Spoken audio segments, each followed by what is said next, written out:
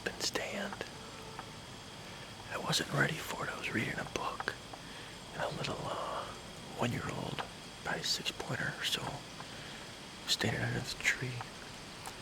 Couldn't get the camera on fast enough. I have had a little issues with my camera arm. First time up in this tree. It's a very tiny tree. I had to resort to using my bow rope to strap the camera arm to the tree. It's about 3:45. Hopefully it's a good sign that they're going to be moving early. Stay tuned.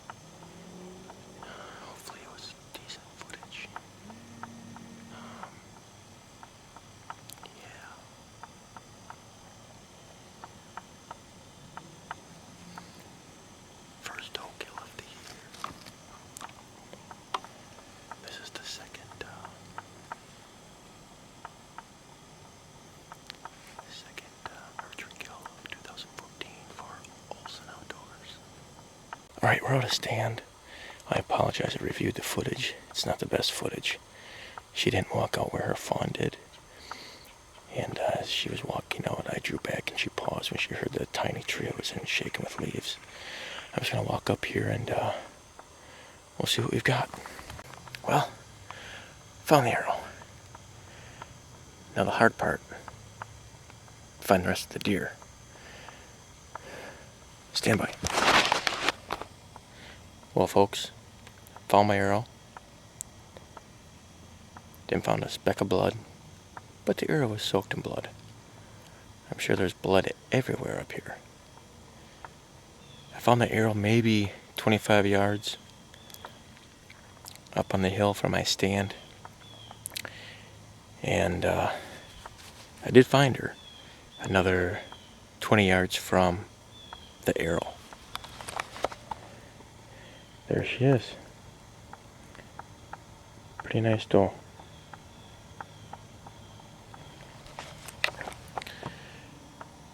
I gotta say, I have yet to shoot a deer with the Rage broadheads.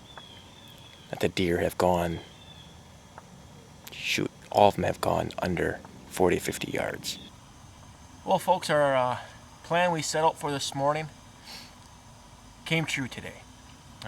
We sat this morning, saw a couple of deer. The adult doe didn't want to cooperate this morning from 3 corners. So tried a new tactic. Tried believing in my trail cameras. I had one camera that I was getting a couple hundred photos a week. Peak times between 4 and 7 o'clock in the afternoon, evening. So I decided, you know what the hell? Put up a stand. Best of my knowledge, there's never been a stand in that tree, and I know why. There's not much of a tree there. Shortly after hopping in stand, about 2:45, had a little 1-year-old buck come walking by. I apologize, didn't get him on film. I was having camera mount issues. The tree is so small, my camera arm ratchet strap won't even go around it. So I gotta conjure up some new way to do that. Then text away on my phone. Shortly after 5, I spot this adult doe and one of her fawns come walking off the hill. Fawn came off perfectly. Figured the doe would do the same thing. Set the camera up for where that fawn came out. As this doe was coming out, I went to draw back, and again, should be a lesson learned. Don't go in too small of a tree that when you draw your bow back, the whole tree shakes, rustling the leaves.